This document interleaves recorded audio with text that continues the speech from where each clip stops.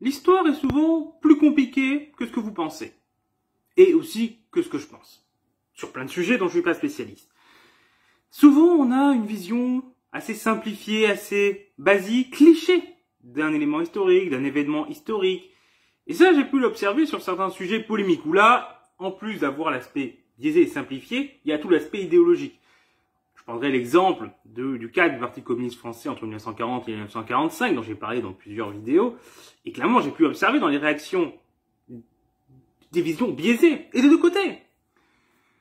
D'un côté, il y a l'idée que le PCF n'a absolument pas résisté avant juin 1941.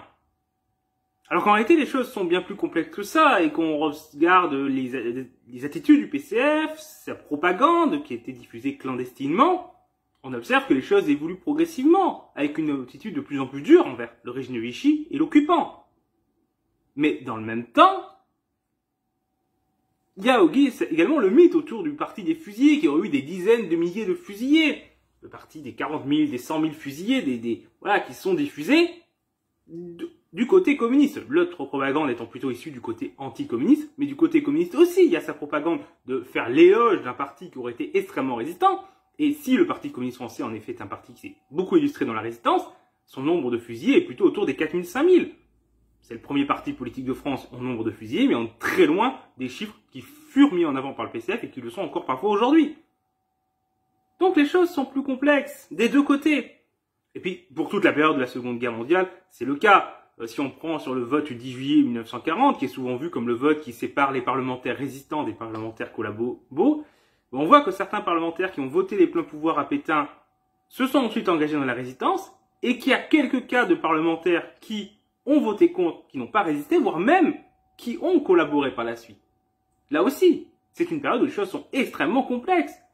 Mais on retrouve de telles complexités dans d'autres périodes qui sont aussi complexes, par exemple la Révolution française, mais aussi qu'on remonte par exemple à l'Antiquité, où on a des visions parfois très clichés de certains empereurs romains, Néron, Caligula par exemple, où beaucoup les voient comme des fous sanguinaires, alors qu'en réalité, la recherche historique aujourd'hui nuance cette vision-là, et explique bien que c'est surtout le fait d'auteurs romains qui avaient tendance à faire un peu de la presse à scandale et à être du côté de leurs opposants, qui ont donné cette image-là.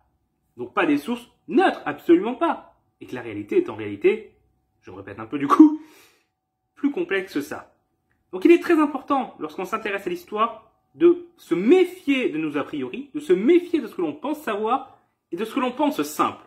Les choses sont souvent plus compliquées. Alors parfois, évidemment, il y a des fois où c'est simple.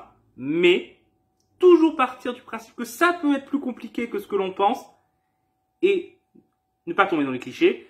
Et aussi, lorsque on partage une vidéo ou un article et quand on voit passer une vidéo ou un article, avant de commenter avec ses a priori, regardez ce qui est dit.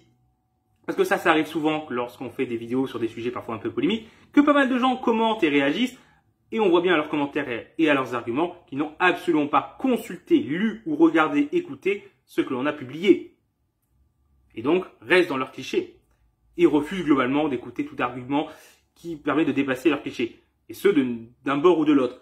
Donc voilà, cette petite vidéo, pour vous dire ça, les choses sont souvent plus compliquées et c'est important. Parce que l'histoire, c'est complexe et c'est pour ça que le travail d'historien, c'est aussi important, que ça demande autant de travail, autant d'années d'études aussi, autant d'années pour apprendre une méthode, parce que c'est compliqué.